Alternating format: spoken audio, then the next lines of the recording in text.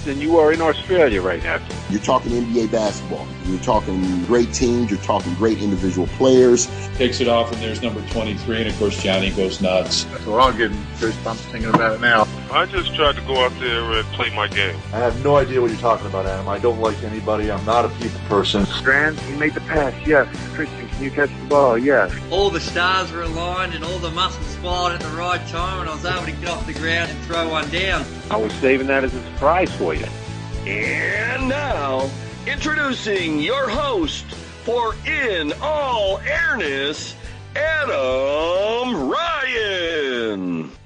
Welcome to episode 9. Thanks for joining me. Go to inallairness.com for show notes and plenty more features. The social hub for the podcast is facebook.com/inallairness. If you haven't already, please like the page and join the growing community of fans. Add the podcast to your RSS feed or iTunes so you never miss another show. It's also available on Stitcher, BlackBerry, Player FM, TuneIn Radio, and numerous other podcatchers. I love hearing from listeners. On either site, you can send voicemail comments or questions. With your permission, I'd love to include your feedback on future episodes. You can follow me on Twitter @InAllAirness.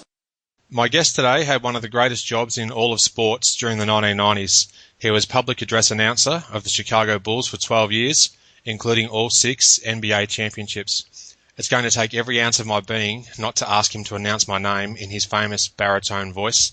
Ray Clay, thanks for joining me. Adam Ryan! That's fantastic. What a start. I don't know. I think that could probably end the interview right there, perhaps. No, that's awesome. Thank you very much. You're a native of Illinois. As a youngster, what sports did you play or follow, and how did you first become interested in working the sidelines at sporting events? Well, as a young child, I was, involved with what everybody does. I played American football. I played a little bit of soccer. I played baseball. I actually really enjoyed baseball. That was a sport that, I thought that was something that I could do as I got older.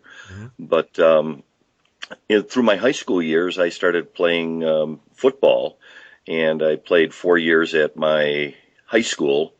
And then I decided that I wanted to try to play in college, so I moved on to the University of Illinois at Chicago, or UIC, mm-hmm. and I played football for 2 seasons there, and that was basically pretty much the extent of my sports career. I did play a little bit of softball through my older years, and I enjoyed doing that.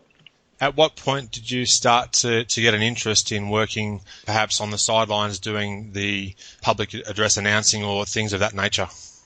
That really didn't happen until after I graduated from college, and I started working in I guess what you'd call my real career. I worked at the University of Illinois, Chicago, where I did play football. I graduated there with a degree in physical education and thought I was going to be a teacher.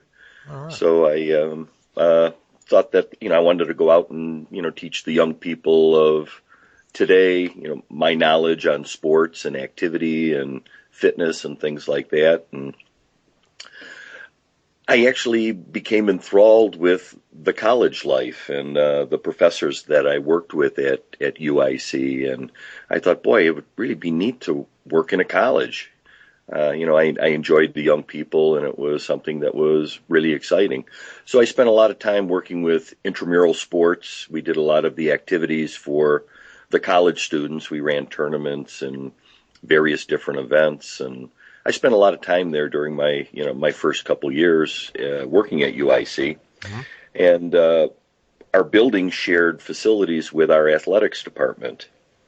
And during that time, one of the staff members on the athletics department knew that I was around quite a bit and involved in a lot of activities, and they were looking for somebody to announce their basketball team, the men's basketball team. And he said, "Boy, Ray, you're around a lot, and you seem to have a nice voice, and you're a friendly kind of a guy. Would you be interested in trying your hand at announcing for our basketball team?" All so right. I said, "Yeah, I'll give it a try," and that's basically where I got my start. Fantastic, and obviously we know where it certainly led to and what it is to this day still, so that's a great little story there. Now, interestingly, the criteria to be selected as Bulls public address announcer included some live tryouts during Bulls games in 1990, and you competed with 4 other people. The 5 of you were chosen from over 100 broadcasters who submitted tapes. What do you recall about the tryout stage, and can you describe how it actually took place? Sure. Well, what was real interesting in my job at UIC, being involved in intramural sports, we worked quite a bit with outside marketing companies who wanted to provide goods and things for students. So one of the companies that we worked with was a razor company, Schick, and we used to run tournaments for them at the university. Being located in Chicago, we were pretty central to the Midwest, so we were a good choice for running these tournaments. So being involved in intramural sports, I was the person who they contacted to do this. So part of our 3-on-3 tournament worked out where we did a statewide tournament, and then we took the championship teams, a couple championship teams in each division, and we went down to the Chicago Stadium at that time and played our semifinal and finals of the events. Okay. So that was my contact with the Bulls at that point. Getting involved in the announcing part of it, the funny story that I tell everybody is, my wife and I were driving to a wedding. It was in the springtime of 1989. And we were in the car and turned on the radio. The Bulls game was on, and they announced that Tommy Edwards, who was the previous public address announcer and is the public address announcer now, yes, was leaving his job at the Bulls. He was a radio disc jockey in the area, and he had lost his job in Chicago and was relocating to Boston to work. So my wife goes to me, she says, well, boy, that would be a great job. Don't you know somebody at the Bulls? Couldn't you give them a call and find out if they're interviewing for the job? And I said, I could, but I don't think I'll get that job. I'm sure they've got a disc jockey or, some sports announcer who they're interested in hiring for it. So the following week, I gave them a call, and they said, oh, yeah, we're doing some open auditions, and if you're interested, send us a tape. So I was able to put a tape together of the work that I had done at UIC and sent it in, and I really didn't hear anything. And about a week later, I get a phone call, and it was the fellow who I knew, and he says, hey, Ray, we listened to your tape, and, we'd be interested in having you come down and have a tryout. So that was, the way I got started. That's how I got put into that group of people who were trying out for the announcer job. Right. What I remember from that day of doing it was, I got down there early and I sat down with the fellow who I was going to be working with, the game operations person, and we went through the script that they had set up for the game, which tells you what you do at all of the timeouts and pregame announcements and the halftime act and how you announce them and, various different things like that. And he said, well, we've got our starting lineups. I said, yeah, I'm familiar with that. He said, okay, you can do the lineups any way you'd like, and, we'll go from there. He says, we'll turn the lights out, and you start your lineups. I'll be in your headset in your ear, and I'll tell you when to start. So prior to that, I'd been sitting there writing everything out, yeah, I'm going to announce this guy this way and this guy this way. I'm going to do this and that. And then he goes, oh, and we're going to turn the lights out. And I go, uh-oh, I've got a sheet of paper here with everything written down, and they're turning the lights out. I said, I didn't realize that. I didn't bring a flashlight. So he said, oh, don't worry about it, Ray. He says, there's a little glow that comes off of the scoreboard. And he said, I know that it's light enough so you'll be able to read what you've got. So, not really knowing how it was going to work out, I was a little concerned, to say the least.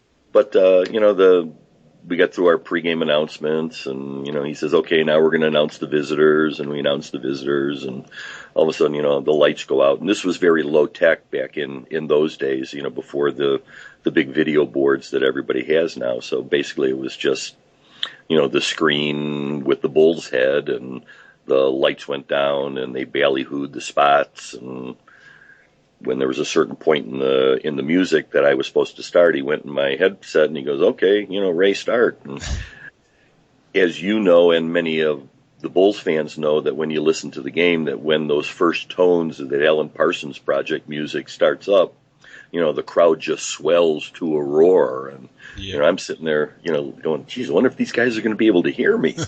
So that's, how I started the "and now" by, just trying to project my voice so that hopefully everybody could hear me.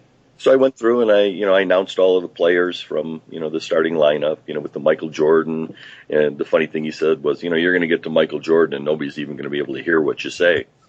and it was funny, the roar was so loud at that point.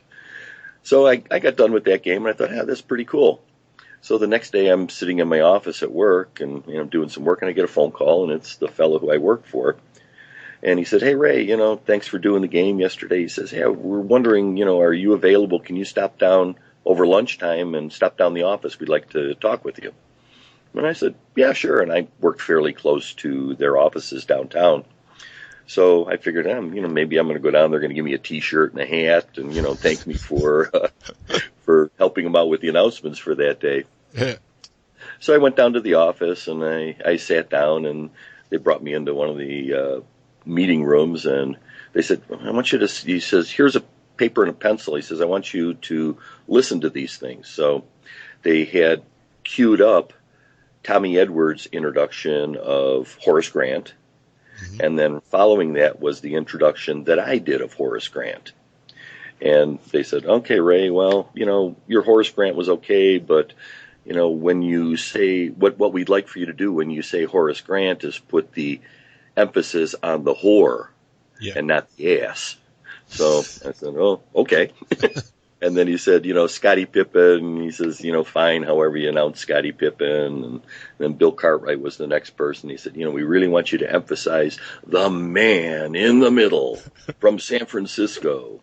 So I'm writing all of that down. And then next was John Paxson, and they just had some ideas on how they wanted it to flow. And then the final was Michael Jordan. I said, "It's just from North Carolina, 6'6", Michael Jordan." And I said, "Okay." So I wrote down, they said, "We've got another game coming up tomorrow night. What we'd like for you to do, we want to hear you again, is to go home and, put this all together and think about what your presentation's going to be like. And we'd like for you to come back and announce the game tomorrow." And I said, "Oh, pretty cool." I figured here's another opportunity to get to see Michael Jordan play. Exactly. That was at a point when the Chicago Stadium was selling out. It was very difficult to get tickets to go and see the Bulls games. Back when I was in college, we used to go and pay $3 and sit up in the nosebleeds because there was hardly anybody in the building. And come about halftime, we'd sneak our way down, and we'd be in the 5th and 6th row watching the game, but nobody'd ever kick us out. Oh, yeah. But Michael Jordan wasn't around at that point. True. So I went and I did the game that following night, and I got done with that and thought I did a halfway decent job, but I didn't hear anything from them. And about 2 or 3 days later, I get another phone call, and they said, "Hey, Ray, we got a game on Friday. Are you available? Would you like to come down and announce that game for us?" And I said, "Well, heck, yeah, I guess I will." I didn't have anything going on. And I cleared it with my wife, and she says, "Yeah, go for it."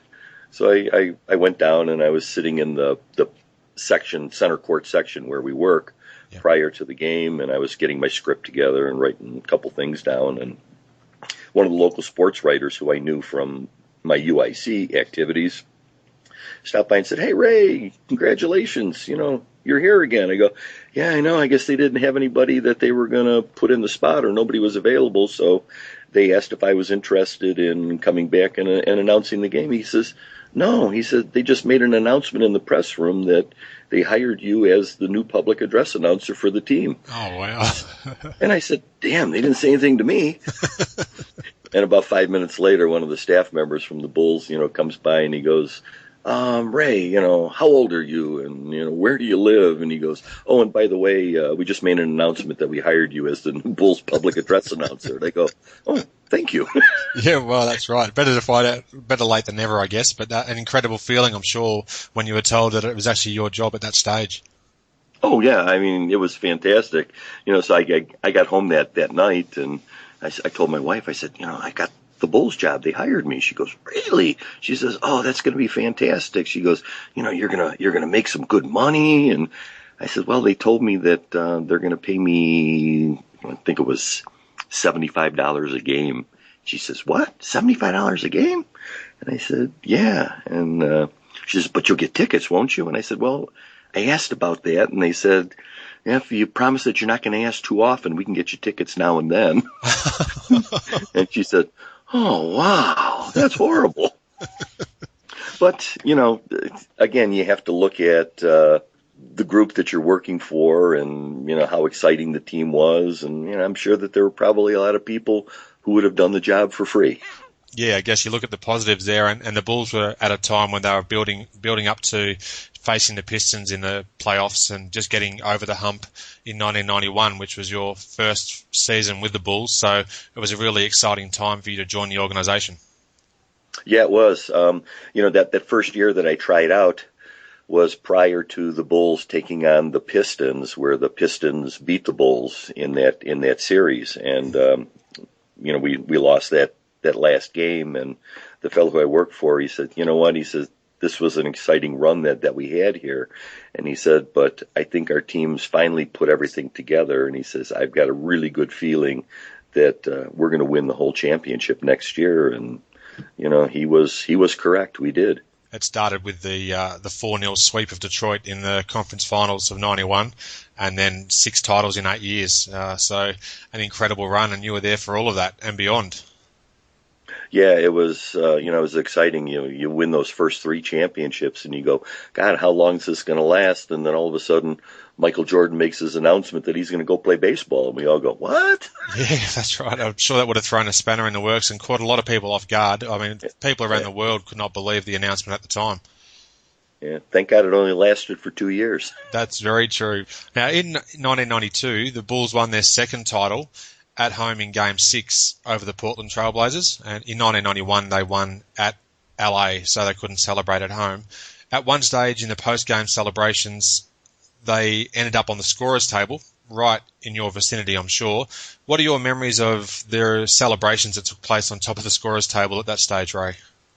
Well, the game ended, and, I normally had a script that I read at the end of the game, and the horn blew, and all of a sudden, everybody mobbed the court, and I started to read my script, and, the guy who I worked for tapped me on the shoulder, and he goes, nobody can hear you. He said, just sit back and take it all in. And, before I knew it, here comes Horace Grant walking across the scorer's table, stepping on my papers, and here comes Michael Jordan dancing on the table, and I just stood there and, watched in awe that, Chicago was finally able to celebrate at home this wonderful world championship that, had eluded them for so many years. Incredible to be so close to all that happening and taking in the euphoria. Must have been an amazing experience. You made a guest appearance on Married with Children in 1993 and also had a role as a court announcer in the movie He Got Game. Can you please talk about some of the opportunities that came your way at the height of those Bulls championship seasons? Sure. What was funny after the first championship that we won, I was sitting in my office, doing some paperwork, and the phone rang, and there was a lady on the other line, and she says, "Hi, my name is so and so." She goes, "Spike Lee's shooting a commercial down at the Chicago Stadium, and he wanted to know if you might have some time over lunch where you could come down and maybe say a few lines for his commercial." And I said, commercial? I said, okay. She says, are you in the union? Are you in the Screen Actors Guild?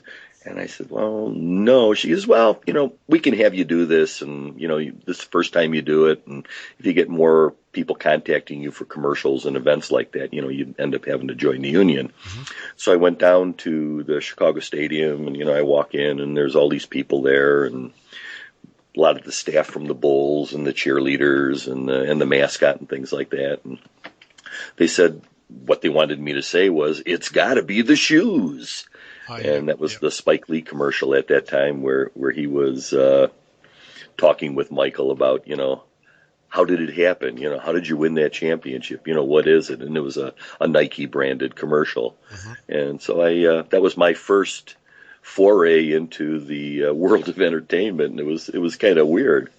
And, then all of a sudden, after that first championship, I started getting more phone calls. And, we have this commercial that we'd like for you to use your voice in. And we have this event that, can you come and announce our vice president of marketing and the CEO of the company? And, and I didn't know what to charge or what to do. So I, pretty much played kind of dumb, and I said, sure. I said, let's just go for the standard rate on that. And, so I went and signed contracts, and I saw some of these checks when they started coming in, and I go, wow, this could be a lucrative job. You must have made the smart move by saying, let's just go for the standard fee, because then you left it back into their decision. Yeah. Oh, yeah. Yeah, and then, the married with children thing was kind of fun. I got a phone call, and they flew me out to California, and I got to sit on the set of that show, and I was there for 2 days while we did the taping. And then the He Got Game thing, all of a sudden, again, I'm sitting in my office, and my secretary walks in, and she goes, you got a message from Spike Lee. She says, is this one of your friends pranking you? I said, I don't know. So she gave me the number, and it was a 212 area code, which is from the New York area. So, I dialed the number, and, the other end, Spike Lee answers the phone. And he says, this Spike? And I go, hi, Spike, this is Ray Clay. He goes, Ray Clay, my man, how you doing?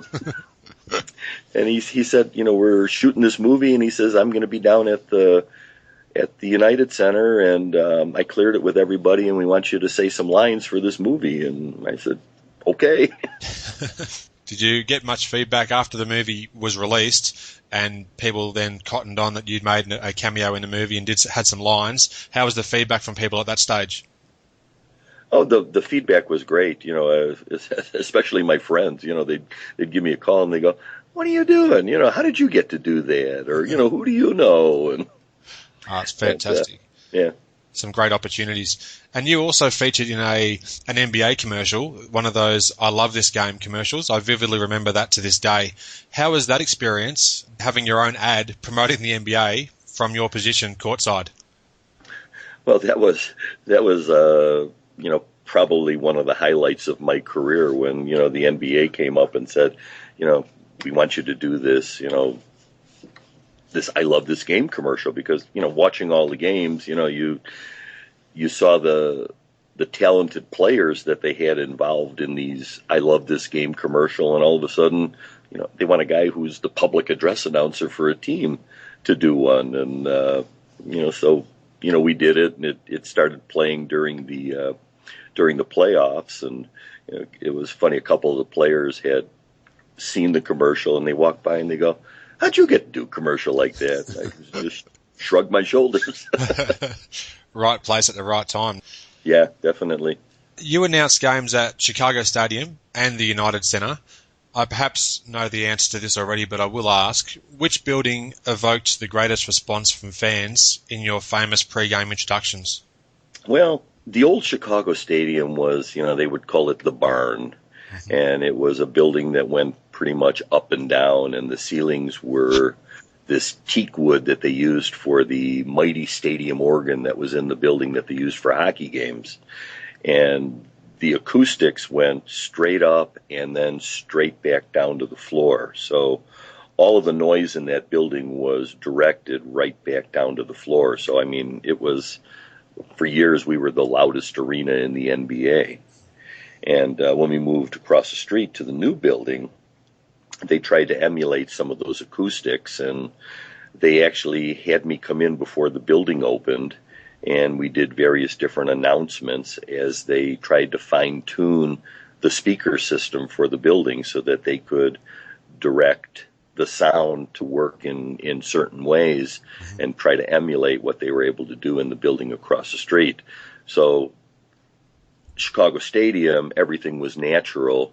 United Center, everything was emulated. So, I think the Chicago Stadium was probably your answer, was the better place to announce in, just because, it was so clean in there. Yeah, sure. I was fortunate to visit America in January 1994 on an NBA tour. Sadly, Jordan had retired, or was in the midst of his first retirement, but we went to Chicago Stadium and watched the Bulls 76ers game. And even though the Bulls blew out the Sixers by maybe 30 points, the starting lineup introductions, which you did, were just absolutely amazing. And to be a part of that when the lights went out and the spotlight just starts circling around the crowd, it's memories that I've still got. And I can even get chills to this day thinking about it. So an incredible place to play, and obviously a great place to be in to hear the sound of the crowd. Oh yeah, it was just fantastic. I basically knew I was on stage every night, so I felt that I had to give the fans what they wanted, and really tried to bring out the best. And I was hoping that would make the team feel and play better by me getting the crowd wound up. I'm sure it did as well. It must have had that effect. It'd be hard not to. Now, you also played an important role too at the Bulls Championship rallies in Grant Park. I'm sure a lot of people took a page out of Ferris Bueller's book and had the day off to attend the festivities. How did it feel to stand in front of around 250,000 people and introduce the Beatles of basketball? Oh, it was fantastic. The days were great. We were bussed into the Grant Park area. We had a big band shell that the team was housed in and would be brought out to do the speeches and bring the trophies and everything out. And the field that was in front of this band shell was immense, and you could see back as far as you could, and it faced the Lake Michigan. Mm-hmm. And as far back as you could see, there were people, and there were light poles, and there were people hanging on light poles, and it was amazing. The first time I went out there, I was really keyed up for it. And I remember sometimes you lose your breath control as you're announcing some things, and I really didn't do a lot of outdoor announcing. But when I went out there, and I started out with, "And now let's meet the starting lineup for your world champion Chicago Bulls," and it was like I really pushed it out, and I felt faint, and I thought I was going to drop right there on the stage. Oh, wow. I had to grab onto the podium and take a quick breath and get the blood back in my head before I could go and announce the players from the team. But again, it was so loud, even outdoors, that if I would have started right away, nobody would have been able to hear what I said. So it was just an amazing event. Dignitaries, there were movie stars who showed up for it, and here I am backstage at the Grant Park band shell, rubbing shoulders with these people, getting ready to announce the Chicago Bulls. Incredible, absolutely incredible. And another great Chicago icon, who sadly has passed, is Johnny Red Kerr. It'd be remiss of me not to mention Red in a chat with you, speaking about Chicago Bulls and your years with the team. What was it like being around Johnny Kerr? Johnny was a sideshow in himself. He was a tall guy. I mean, Johnny was 7 foot, and he had this bright red hair, and he was very gregarious and had a interesting personality. He would, grab you by the shoulder and shake your hand, and and he would do that to anybody he knew. It just wasn't because you were famous or you were somebody who worked for the team. If he knew you, he would give you the time of day. He'd spend his time and he would talk to you. And where I grew up in the town, Johnny lived in the town approximately a mile and a half over from me. Okay. So I had something in common with him, after I met Johnny, and we talked about local restaurants and local bars, and Johnny was the kind of guy that he knew every bartender in town. And actually during his time with the Bulls, he owned his own restaurant and tavern. So after the games were over, we would go to Johnny Red Kerr's bar, and he'd buy some drinks or send over some appetizers, and that was the place to go and be seen. I actually didn't know he had his own bar there, and I thought I knew a fair bit about him, but that's great to know that that was obviously a place that you'd frequent following games. Is it actually possible to pick a greatest moment from these wonderful years working with the Bulls, Ray, or is it just too difficult? Boy, there's a lot of wonderful thoughts about what happened.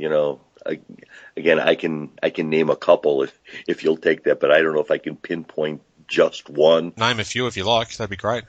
The first World Championship was fantastic when we had the games against the Lakers in the Chicago Stadium. I just happened to put my head down and lifted it up to go back and watch the game when Michael did his drive and he switched hands and laid the ball off the board, and I just stood there and my mouth dropped. During that game, I got so involved with what was going on. Michael Jordan was, doing a lot of one-on-one against Magic Johnson, and it was going back and forth. And I remember I announced a basket by Magic Jordan once. Somebody looked at me, "What'd you just say?" And I said, "I think I just said Magic Jordan." The Grant Park rallies were fantastic. Those were great events. The Bulls had their own championship parties that was put on by the Bulls organization, and I was invited to a couple of those where, players were at them, and I was able to go there with the other folks who I worked with at the Bulls, and we were able to bring our wives, and, it was a nice little reward for them, with all of the time that we spent away from home, working at these games, to be able to go there and, have a nice meal. And the players were very, very friendly, and they were taking pictures with everybody. So, my wife got pictures with Bill Wennington and Scott Williams and, some of the other players, and thought that was really a neat opportunity. Sounds like some great moments there. And on the back of that comment about Jordan's switching hands, that was obviously one of the most iconic moments in NBA history. And I think at one stage he had 13 consecutive field goals and the crowd was just going insane. So to be right there courtside, calling the game as the public announcer, it's obviously a 1 in a million type, or 1 in a billion type scenario. Oh, yeah, it definitely is. It's one of those things that you see on TV all the time, as they replay it, and you sit back and you go, I was there when that happened. That was pretty neat. How was your relationship with the players on the roster during your time working in Chicago? Did you get to mingle a whole lot pre-game or post-game, or how did that sort of work? I tried to give them their space. I knew that everybody wanted to meet them and wanted to be next to them and, talk to them. So I didn't really push myself. I wasn't a person who really went for autographs. Mm-hmm. But as part of this organization that I worked at when I talked earlier about doing the 3-on-3 tournaments, they did some work with the Skybox Corporation, which does sports cards. Yes. And they came out years ago with a sports card collection called Autographics. And basically it was a authentic autograph by a player on a card, and in their packs of cards, every so many cards had an autograph in it. So they needed people to go around and gather these autographs from various different players. So being their contact in Chicago, they called me and said, we've got 6,000 cards. We want you to go to Steve Kerr's house and sit with Steve while he autographs these 6,000 cards. Wow. And I had to bring a video camera and video Steve, signing these cards. And basically he sat at a chair, I sat across from him, and he had a pen, and I would feed him the cards. And after he did so many, I'd pick them up and stack them and then feed him so many other cards. And, I worked with Steve, I worked with Luke Longley, I worked with Scott Williams, Scottie Pippen. We went and did some other players from other teams who were located in the Chicago area. So, that was really neat, where, you got to go and sit in their house or their agent's office and, just be like a regular guy. It was a lot of fun. Yeah, that sounds like an interesting and an unusual way that you got to spend some time with them. So that's a great insight. Thank you for letting me know about that.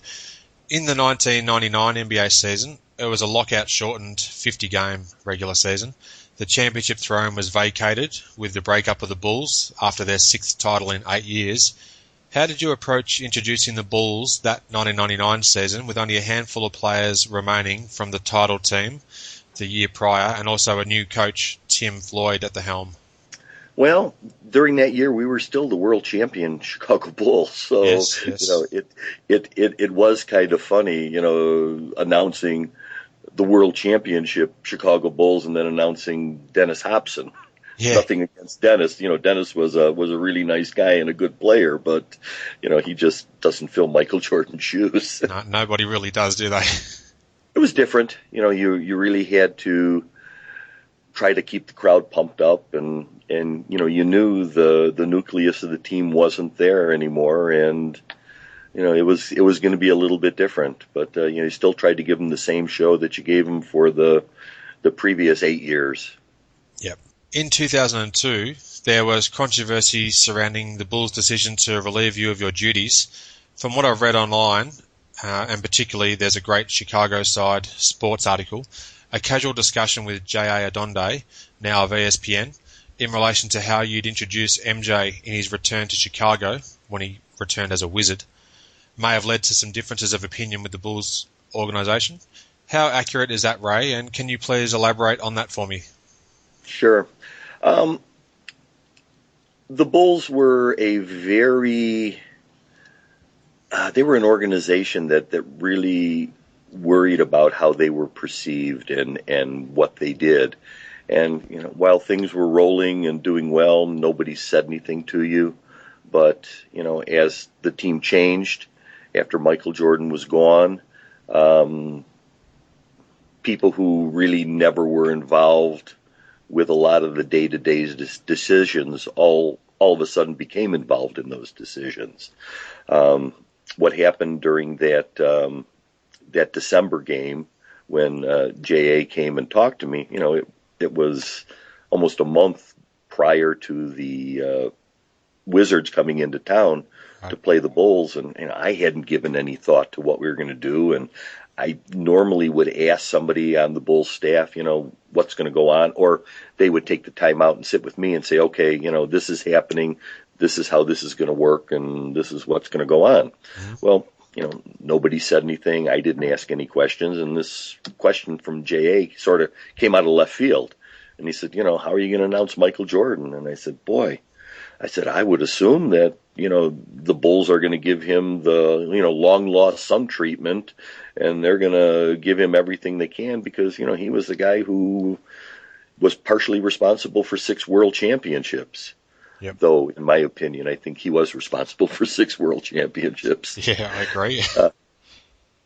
And he says, oh, okay, pretty cool. And then at that point, he went back and talked with the director of marketing and production for the Bulls and, said something about, so I hear you're going to, announce Michael Jordan, with all the gusto that you normally give him. And at that point, he says, we never made that decision. Who said that? And he said, well, I was just talking to Ray, and that's what he said. Well, all of a sudden I get a visit, and, I start getting yelled at about, my talking to the press about how I'm going to announce Michael Jordan, when in the past, if press would come up and talk to me about, things, I would give my opinion and there would never be, any question about what I said because, again, I worked for the organization and I really always had their best interests at heart. Yes. Whenever I spoke to the press. And, I assumed, which, what happens when you assume, that that's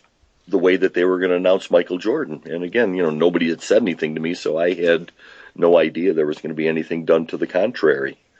So, they said, don't say anything to anybody, we'll take care of this. And I said, fine. Well, the next day I get a phone call from Jay Mariotti, who was also an ESPN correspondent for a while.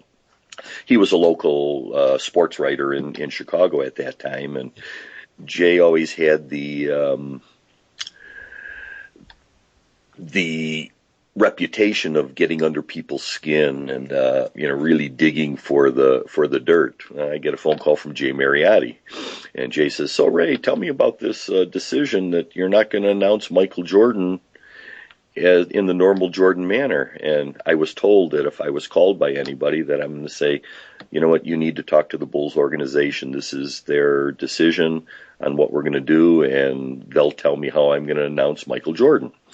So that's exactly what I told him. He says, "Come on, Ray." He says, "You can tell me about, what's going on with this decision. Are they really mad at him? Do they really think that he undermined the team by leaving? What's going on?" I said, "Jay," I said, "it's not my decision how we announce Michael Jordan." I said, "I work for the team. They will let me know at a time and a place how we want Michael Jordan introduced, and that's the way I'll introduce him."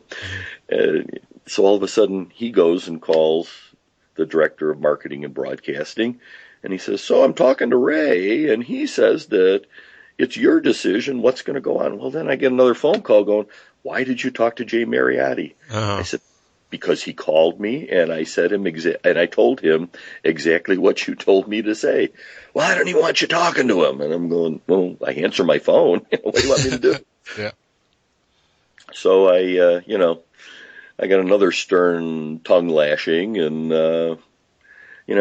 at that point, I was starting to think about, well, what's going on, with this job. The team is okay. It's a fun job. I really like it, but my kids were starting to get older, and they were involved in activities, and working for the Bulls for the 12 years, I missed a lot of school plays. I missed band concerts. I missed athletic events and things just because I was there for the Bulls games. And I started thinking, well, geez, I wonder if there's a way that, I could maybe work partial games next year. And at the end of every year, I always had a luncheon with the fellow who I worked with who ran the game operations. And he called me and says, hey, Ray, let's get together for our annual lunch thing. And I said, okay, fine. And I'm sitting there thinking, well, I'm going to broach the subject to him about, maybe, doing some part-time games and not doing as many games as I had in the past.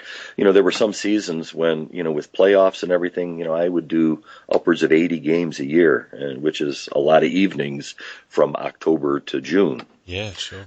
So, we're out eating lunch and, we're sitting there talking, just talking about families and things and what's going on in our lives. And I said, I've been thinking a little bit about this Bulls job and, and the pressures and everything that went on. And we had talked a little bit about what happened with the Jordan issue back in January. And I said, I said, I'm thinking that, maybe I want to start cutting down on, the amount of games that I do.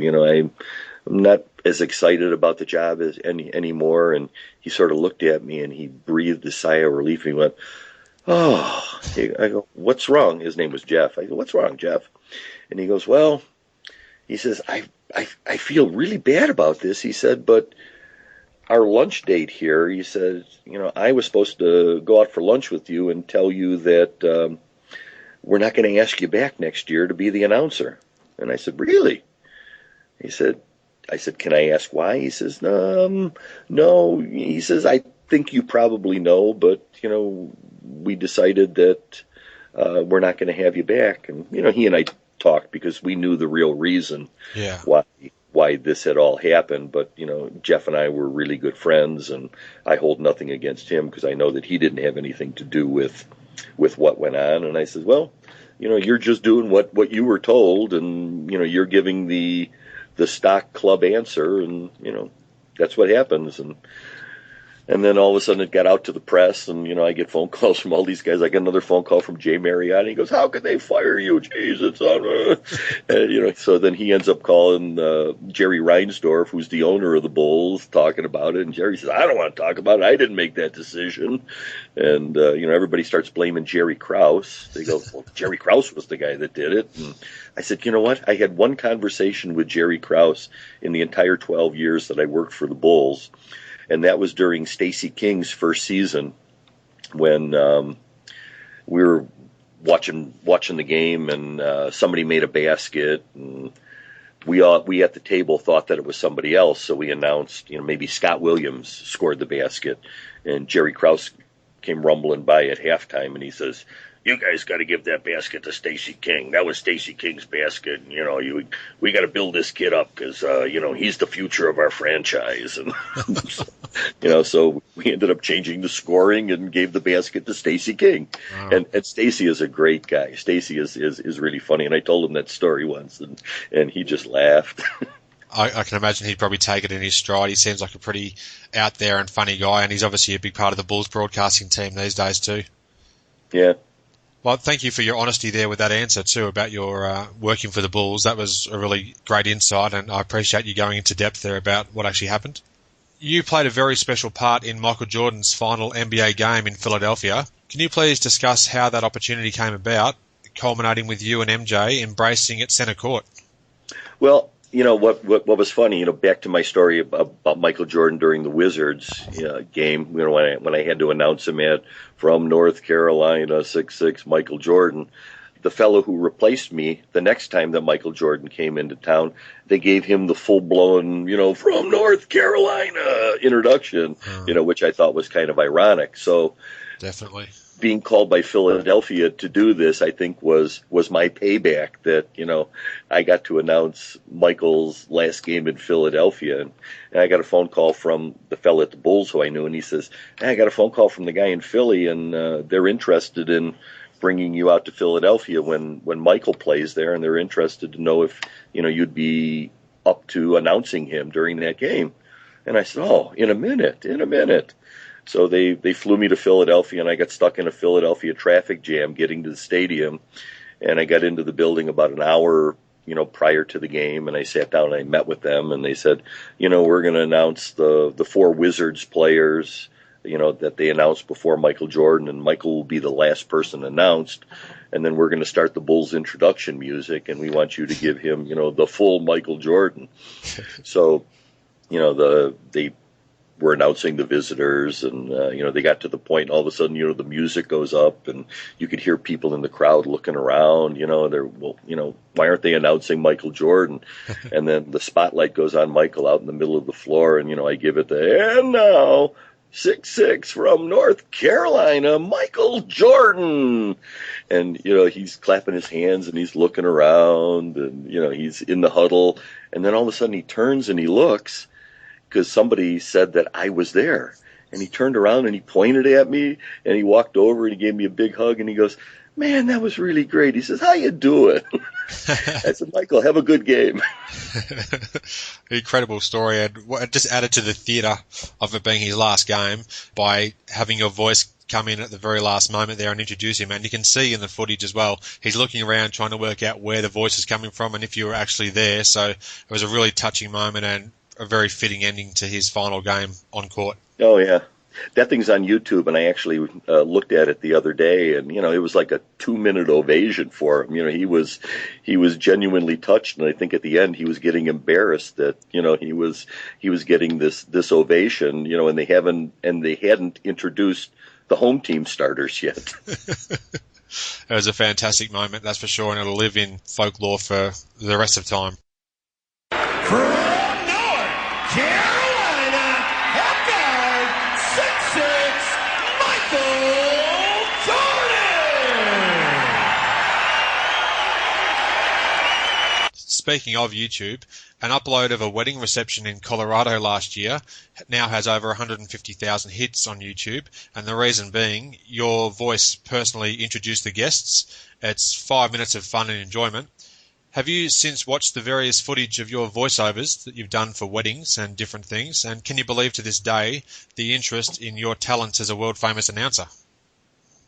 Well, the weird thing was, I don't know where I was. I was doing something, and my son text messaged me, and he goes, "You're trending on Twitter." And I go, I sent him a text message back. "What does that mean?" And he goes, "You are the number 2 trend today on people talking on Twitter." And so I called him and I said, "What does that mean?" He goes, "Well, everybody's talking about you, that there was this wedding that you introduced." And I said, "God, I had gotten email messages and things through the Chicago Sky, who I currently work for, yes, looking for me to introduce various different weddings." So I got an email from this fella and who lived in Colorado, and he said, I'm getting married, and he said, "I'd really like to have you introduce my wedding." And I said, "Well, I can do something for you on a CD. I said, "I don't really want to travel out and go to your wedding and announce this person." He said, "Oh, no, I don't want you to do that." He says, "I just want you to make a recording for me." So I said, "Okay, I'll go ahead and do that." And, I've done some before, but, I've never really watched that people have put it on YouTube. And then all of a sudden, this thing shows up, and it's like amazing. And you start looking at how many people are looking at this thing, and then it starts trending on Twitter, and you see all of the various different sports feeds and everything that pick this thing up, and everybody's talking about it, and I'm going, God, that's amazing what happened. A funny side story to that, I did a wedding for a fellow who, I think he's out of Sydney somewhere, and I was on YouTube yesterday, and I saw his wedding was on there, and it was a very very touching piece. My introduction was in the beginning of just the bride and the groom, and then it looked at his wedding as he got married, and then they went through the day. It was for Liberty and Aldine Del Rosario. So if you have a chance to look at that, that was kind of cute. Sure. On the particular video upload I'm talking about, the one in Colorado, about 20 seconds in, or whenever it may have been, when you said 6-time world champion Chicago Bulls or something along those lines, the crowd then just absolutely roared, obviously realizing, well, hang on, this is the real deal. It's really Ray Clay here, because that just took it to another level. So that video is definitely a great watch for anybody that hasn't checked it out on YouTube already.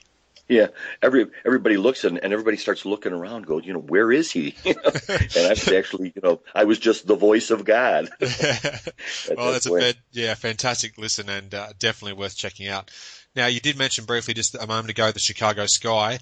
Can you please just update listeners, Ray, on what you're involved in these days? Well, I've worked for the University of Illinois at Chicago since 1980 as their public address announcer. I took a few years off, during the Bulls championship years while I was working, those games. I started back working for UIC in 2004, and I've been with them ever since. So I do, 15, 18 college games a year.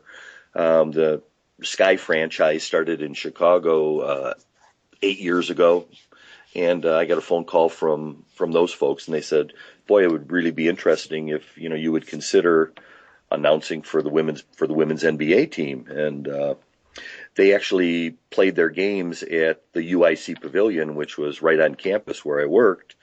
And I went over and, watched their pre-games, their pre-season things. That the team actually hadn't started playing yet. But I met Dave Cowens, who was a great Celtic legend, who was the coach during that first year, and just looked at their product, and I thought, maybe Chicago would embrace a women's NBA team. At that point, the WNBA teams were all paired up with an NBA team, but the Chicago Bulls decided that they didn't want to, be a part of subsidizing the women's league. So the WNBA team in Chicago basically got their own backers, and Michael Alter, who is a real estate person in Chicago, owns the team. And Chicago's starting to embrace it, but we've really haven't made the playoffs yet, and I think that that's an important thing that the team needs to do to hopefully draw more fans in. But WNBA is an international game. We get players from all over the world, and right now our players are playing all over the world, and it's very global, and it's a lot of fun. It isn't like the men's game, but it's very fast. They do a lot of passing, and there's a lot of 3-point shooting, so it's pretty good. Great. Are you on Twitter at this stage, or that's something that you might look at getting onto later on, or are you just happy to stay off Twitter sphere? Probably want to stay off. I end up getting myself in trouble. You're happy just to trend on there occasionally and then leave it at that, perhaps? Right, definitely. If somebody's looking for me, it's probably going to cause some trouble. Well, it's been a real pleasure having the opportunity to chat with you today, Ray. Congratulations on your career. And personally, I just want to thank you for being the soundtrack to a majority of my Jordan-era NBA memories. So thanks again. I'm glad to help you out, Adam. And, I understand you got a great podcast. You talk to some great guests, and I feel honored to be involved and be a part of what you're doing. Well, I really appreciate that. Thanks for listening. I hope you enjoyed the show, and share my web address with your friends and colleagues, inallairness.com. Check out the podcast archive for plenty more episodes with high-profile guests. Follow me on Twitter @inallairness. Please visit the show's social hub, facebook.com/inallairness. Join me next time for another edition of the show.